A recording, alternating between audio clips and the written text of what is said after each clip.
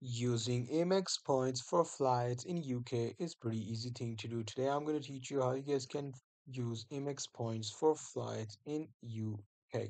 So for that you simply have to do one thing is you simply have to follow these instructions. First of all, you need to go to your American Express. So if I'm just going to go to I'm just going to go to American Express. Let me just search for American Express, and afterwards I'll go to their website. Now here you simply have to log into your account. After logging into your account, you'll have enough points. You will be able to find it right here. Now, after having the enough points, you have to go to this website, which is American Express Travel Online. So I'm just going to search for American Express and then Travel Online. So after that, I will go to this website, which is Book Flights, American Express Travel Online.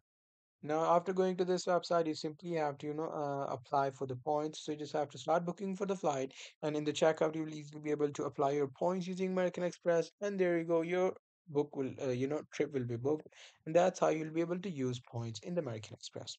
Hope you guys find this video helpful.